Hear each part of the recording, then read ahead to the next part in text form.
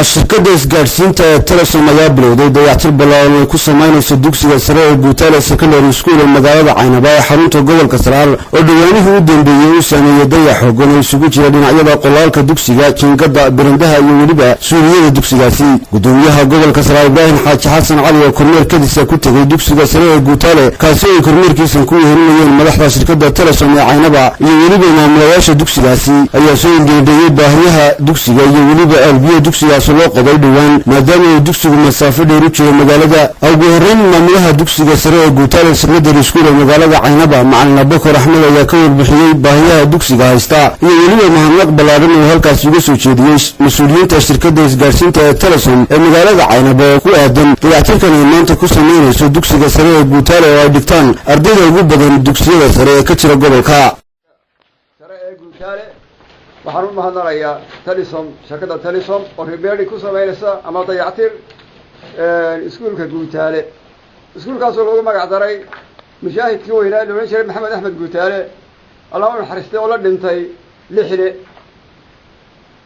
marka mar labaad waxaan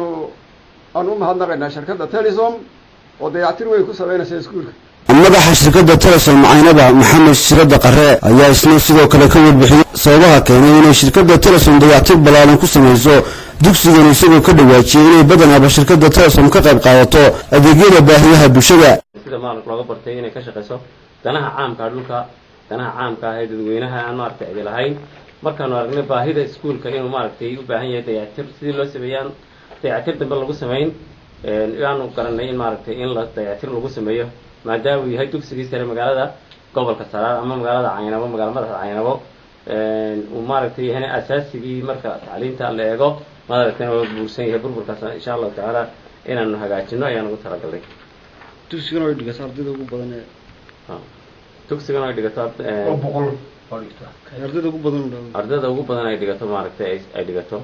dugsiga sare magaalada gobolka Saraar ugu dambeyntii barasabka gobolka Saraar Ibrahim Xaaji Xasan Cali ayaa mahadnaq u soo jeediyay shirkadda Telsum oo uu tilmaamay inay badanaa ka qayb qaadato wax u qabashada bulshada haddii ay ahaato dhinacyada caafimaadka iyo waxbarashada waxaanu shirkadaha kale gobolka ka howlgala ugu baaqay inay ku dadaan shirkadda Telsum naga ajiibtay in dayactir ay ku sameyso iskuulka secondary-ga ee secondary-da gobolka ka jira ka ugu weynaa ama ugu magac roon ama ugu daada weyn leh afar secondary weeyaan waa ka daada weynaa gobolka jira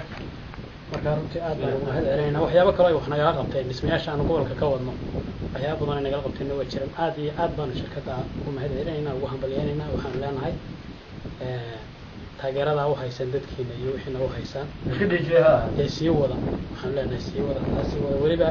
bahda waxbarashada ay u sii geysteen aad baan ugu mahadcelinayaa si kastaba ha ahaatee maaha markii ugu horreysay ee shirkadda Telsum ka qayb qaadato horumarka gobolka iyo waliba baahiyaha bulshada ee magaalada Caynaba ee xarunta gobolka Saraar Maxamed Aadan Diri telefishinka caalamiga ee Somali Channel Caynaba